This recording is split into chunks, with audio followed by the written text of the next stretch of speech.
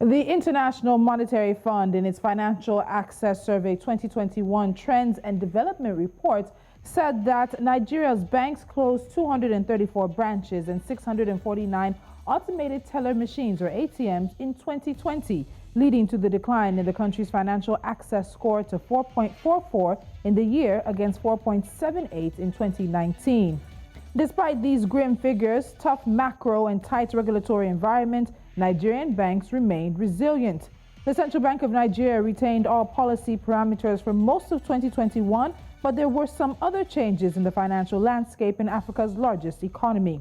As the lockdown kept many indoors, deposit money banks and other financial institutions innovated and encouraged online and mobile money banking. But as the nation's foreign exchange continued to decline, the Apex Bank started tightening up the multiple exchange windows.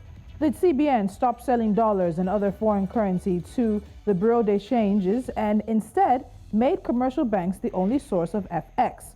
This and other issues are what we will look at as we review Nigeria's financial sector in 2021. I'm Tolulope. Adeleru-Balogun. Welcome. This is Business Edge.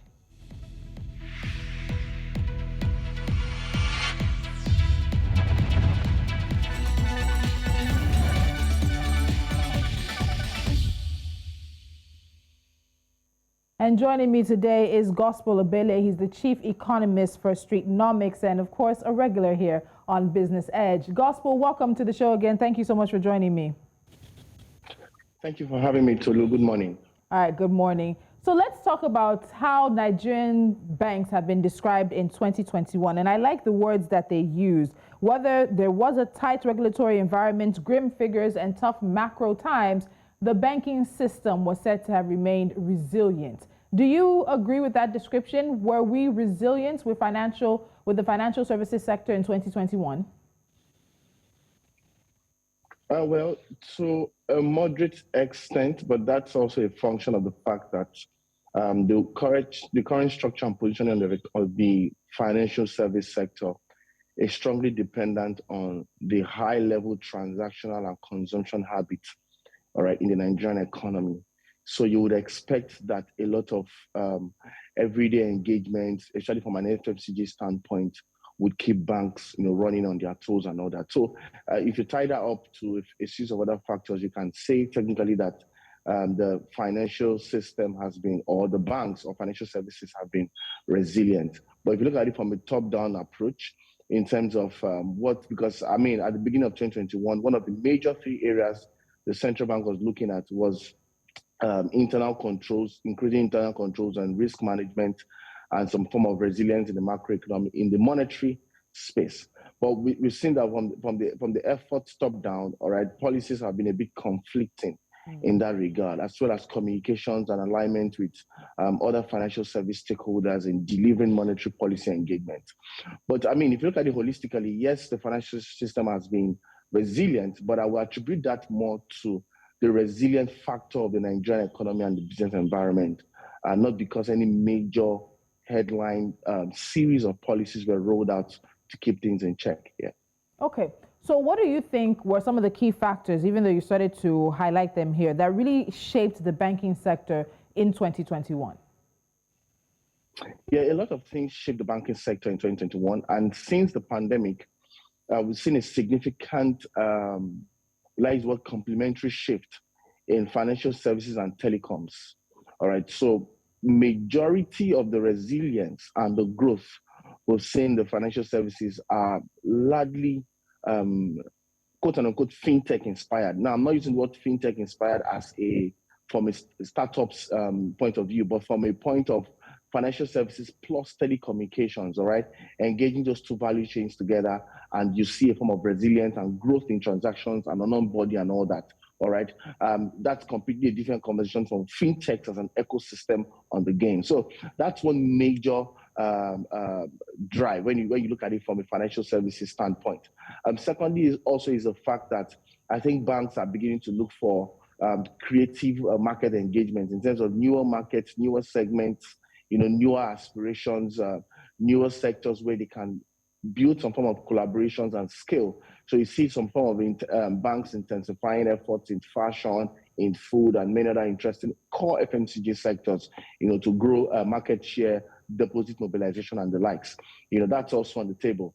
And also some form of interfacing with the SME/macro segment of society. And technically as well, you want to look at it from a recovery point of view. As the economy recovered, banks had more to do within that scheme of recovery. However, we also saw some form of conflicting engagement. When you look at it from a policy standpoint, engaging with the central bank, three headline policies that really, really changed the game in 2021 were the crypto ban in February, number one. Secondly, the access to FX conversations by the central bank policy, restricting BDC access to just commercial banks, and as well as some key banning of fintechs and all that. So those three headline policies also influenced how financial services performed to a large extent. And then impressively, we saw some key financial service players, engage more in the international space when you talk about bonds, Euro bonds, and other interesting dynamics. So it's a mix of reactions in a sense, but I mean, that speaks heavily to the resilient nature of the Nigerian ecosystem. And 2 out of the 3 you listed are those things we're going to talk about here. And we're also going to bring in the Finance Act of 2020 that went into effect in 2021. So let's start with the crypto ban. So it was February the 5th that the CBN released a ruling that ordered all financial institutions to stop facilitating crypto transactions and desist from transacting with entities who were engaging in crypto. The statement also instructed all banks and financial institutions to also close accounts of individuals or entities engaging in this type of transactions, and it warned that breaches of the directive would attract severe regulatory sanctions. Since February the 5th, what has been the status of crypto in Nigeria since then? Is this a situation of this has actually played out in favor of what the CBN was warning against, or has it really not touched anything? Nigerians have found their way around, quote unquote, this ban or restriction. So let's talk about that. Just the way we want to think about it from other policy standpoints, it's also intensified the black market or parallel engagement, if you look at it from a crypto standpoint. So a lot of activities have moved from the official crypto engagement market to the black/parallel market crypto engagement, space as well. So a lot more young people are jumping into those spaces. More SMEs or more startups are rising in that space and looking for newer pathways, all right, to effectively jump on this global financial innovation/disruption in the sense. But I think that the crypto ban was a bit done in a rush, and that's because with the complexity of Nigerian society, crypto was used from one end as a legal plan B, to cover for the shortage of FX and all of that. If you also take note that immediately crypto was banned, it was now evident that we had a more severe financial crisis, and the naira began to worsen at a faster rate. If you compare from February to December, it began to worsen at a faster rate and all that. And that's because when this crypto conversation was taken off the table, all right, it intensified demand for FX as well as engaging crypto in the parallel market. So that demand for FX sort of, also birthed a lot of patchy policies by the central bank, and all that. You want to talk about the e-naira, early rollout of the e-naira. You also want to talk about reviewing BDC access to FX to just the commercial banks and no longer the central bank, closing licenses for BDCs and all that. So a lot of dynamics were birthed from that crypto ban in February. I think the central bank could have taken a lot more time to study it properly, because 85% of the nations in the world, the economies in the world, would be growing digital currency, but to a large extent they're still studying and researching. But we wanted to just jump into the bandwagon and claim the number one or first country in the continent to do this and all that. So I don't think it was the right time, and I don't think it was managed properly.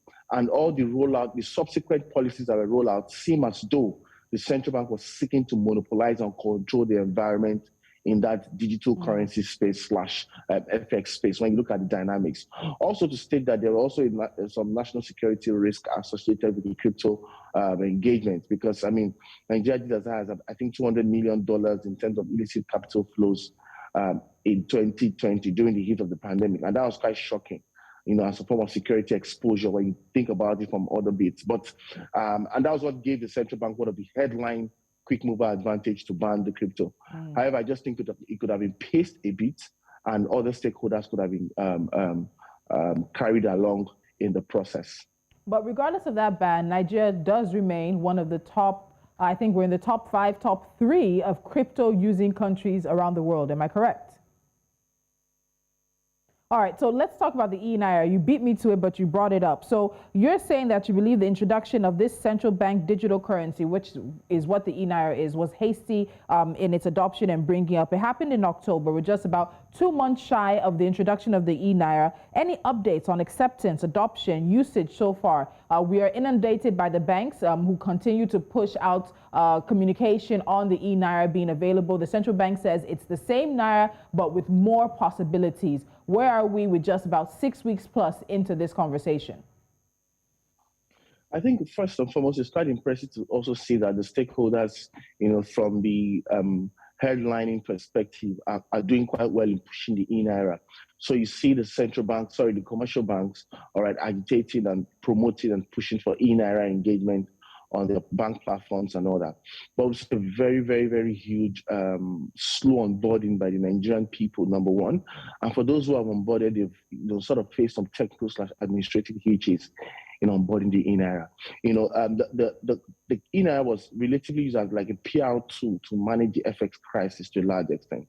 And I don't think it's sat well in terms of communications and the solutions required at the moment. There are major digital penetration, digital inclusion, digital literacy conversations on the table, all right, that would further slow down the onboarding and rollout of or success of the e-Naira in the sense.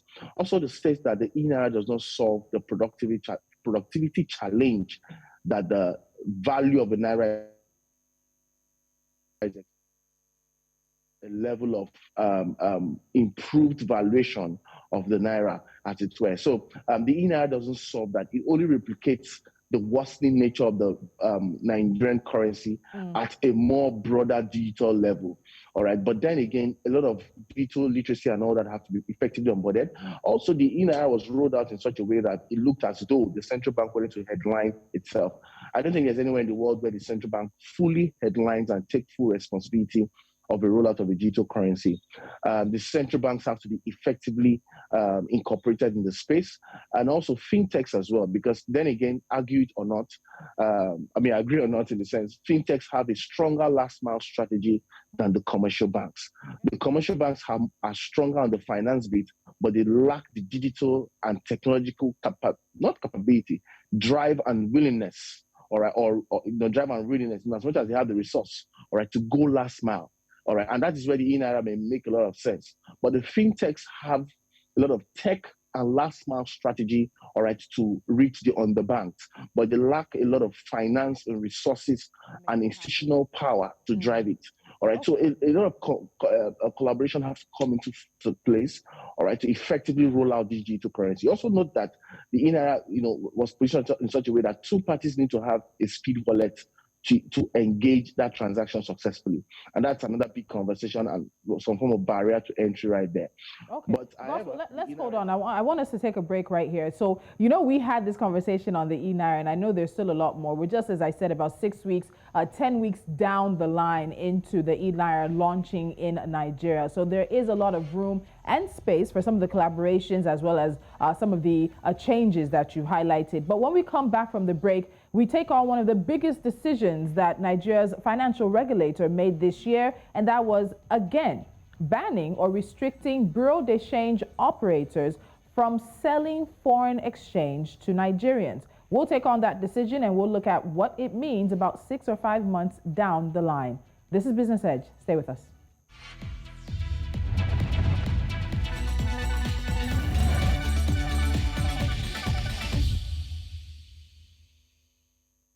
Gospel Obele, the chief economist for Streetnomics, is still with me as we look at Nigeria's financial sector in 2021. Now, another major decision that the CBN made this year, while not a new one, has still garnered reactions revolving around the restriction on bureau de change operations. In July, the regulator said it was ending the sale of Forex to BDC operators, saying that the parallel market had become a conduit for illicit Forex flows and graft. The bank said it will no longer process applications as well for BDC licenses in the country. Nigerians were to get the FX solely from commercial banks. Now, Gospel, this is about 5 months down the line from that decision.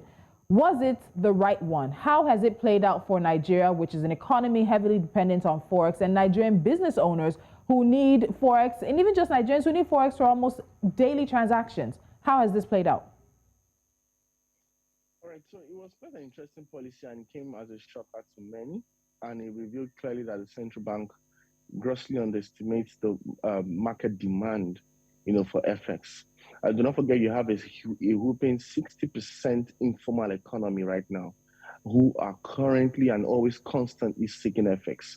That's outside the formal space of things where you say, okay, people don't have access to FX on the normal, which was the major factor that led to the breakout of having one parallel market and one official market. So the idea of the policy was to drive Nigerians, to the official market. But there was no strategy. It was a policy that lacked a clear strategy into fixing that, And the conversation here is that there is a need to even fix the structural issues in the first place that leads to having two markets in the first place, the parallel and the official markets, And until those things are properly fixed, any other policy on top of things will only worsen. So currently, Nigerians have increasingly sought for FX in the parallel market. It still doesn't change the fact that Nigerians will seek for FX in parallel markets. What we're seeing is that the Naira worsened in value, although it's moderately stable now, but that's still a question of a lot of things pending as we go into the new year. But since that policy was introduced to now, we could see that the Naira went as high as almost 590, in exchange for $1. And that was because of the artificial scarcity that was created and, holding of dollars in a sense. In some cases, you even found Nigerians who started saving in dollars and started hedging risk in dollars, some form of informal dollarization of the Nigerian economy, that the central bank wasn't willing to openly admit to as well. So the policy brought a lot of conversations. There was poor alignment with the banks as well. We could see that banks, the internal policies in terms of what you could deposit and withdraw, and what you define as legitimate need, for dollar, for dollars, all of those, that portfolio of concepts were not reviewed and upgraded in the internal control / bank policy process. So it was still status quo to a large extent on what you can withdraw and have access to. So if you think about it clearly, the central bank was just on a policy spree in 2021. A lot of them came back to hurt the economy. Yeah. Do not forget also there's a question of floating the Naira on the table. And I'm not so much of an advocate of floating, but if you think about it very well, because to float, you need the demand and supply side relatively active. But now our supply side is really, really, really, lies the word, how will I put it, damaged in quotes, in terms of we do not have enough, we don't have, our FX sourcing is really poor and on a low to a large extent, compare that to the high level of rising demand on a daily. So even if you leave it to market equilibrium, demand side will always favor, the pricing than the supply side. However, it makes sense to float, because if you do not float, we would keep patching with policies. Yeah. The Naira will keep worsening, and when we're ready to float, it will go worse than it would have gone if I floated earlier. So if you think about it either way, so the conversation is: do you want a slow poison, to death, or you just want to have a kill at one time? So it's a lot of intricate conversations on the table, but at the core of this FX crisis and policy patching is ensuring that the structure of the Nigerian economy is productive enough. Yes. To a critical mass of non-oil, stakeholders, all right, as well as plugging that critical mass to an export value chain that's competitive enough to improve FX earnings and the likes. Yeah, okay. So that's what I think would be the solution, the sustainable solution in the short to long term. So this is 5 months into this, and as it stands, it's still a very, very bad situation for many people. The banks are releasing Form I, Form E. They're trying to tell people the process and make it as easy as possible. Even the CBN is saying this process should be automated and online. Into the new year, we'll see how that plays out. But I want to touch base with one more thing, and it has to be very quick. So throughout the year, when the Monetary Policy Committee of the CBN met, they've generally left the MPR at 11.5%. The asymmetric corridor was retained at plus 100 and minus 700 basis points. Cash reserve ratio was 27.5. Now, the bank's governor said that the MPC believes that the existing monetary policy stance has supported economic growth and recovery and should be allowed to continue for a little longer for consolidation. So has holding the MPR steady accomplished what it was meant to accomplish in the year that we continued to experience the COVID-19 pandemic, but we were free from the majority of the lockdowns and some of the restrictions? Very quickly, Gospel. Yeah, I'll see that as more of a conduit pipe, because a lot of investments and all that had policy programs and initiatives had gone so much into recovery coming from the pandemic and enabling a lot of stakeholders, get into the global recovery pool, as it were. So it makes sense. That was one thing the central bank did quite right this year, to have stayed on the low. I mean, to just put everything on hold, because you need to watch those impact or those monies or those investments take the central space, as well as measure critically how much of change or recovery that plugs into the mainstream of economic activity and GDP growth. So the idea was just to hold those metrics to be able to measure or give room for investments to play out where they need to, in a bid to recover. So that was one interesting thing, because an attempt to increase or improve or change one of those metrics will also alter the dynamics and trajectory of those investments and all of the programs and policies that have been put in place for recovery. So the central bank did quite well in retaining that. However, 2022 is going to come with a lot of intensity in terms of activities, political correctness when it comes to using monetary and fiscal tool as a measure to power the economy up, and all of that. So those are big questions the central bank will be answering at the MPC meetings in 2022. All right, Gospel Obele, it's always a pleasure. Thank you so much for joining me. We'll see you soon once again on Business Edge. You. Compliments of the season to you all. The same to you.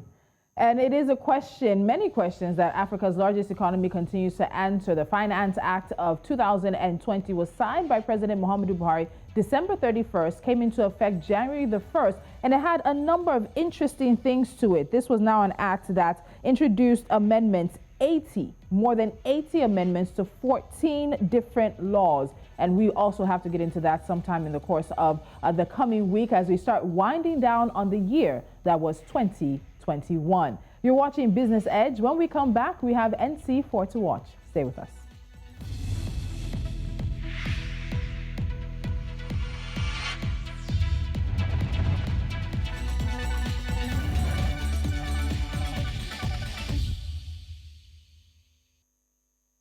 And here are a few stories we're keeping our eyes on. Now, Move, an African mobility fintech, has launched operations in Nairobi, its first network in East Africa and sixth on the African continent. The revenue-based vehicle financing company has also partnered with Uber to allow ride-hailing and delivery drivers to purchase motorcycles for Uber Connect, Uber Eats deliveries, and Uber Boda trips. Apple's long-term credit rating was upgraded to AAA by Moody's Investors Service, putting the iPhone maker in an exclusive club with Microsoft and Johnson & Johnson as the only U.S. corporations in the S&P 500 with the highest possible credit score. The Tourism Business Council of South Africa has written an open letter to the head of the European Union delegation, Rina Kionka, calling for the resumption of travel between European Union countries and South Africa, saying the country's tourism sector could lose billions in revenue should it continue. And according to the NetBlock's cost of shutdown tool, Nigeria's economy lost 104.02 million naira. That's $250,600 every hour to the ban on Twitter. It has been some 4,800 hours, about 200 days, since the network, the social networking site, was blocked in the country. Follow us on social media at News Central TV. Download our mobile app and head to our website. And of course, look for us where we are available on Star Times, on Avo TV, on Freeview, as well as Limex in Russia. I'm Tolulope, Adeleru-Balogun. I'll see you again soon.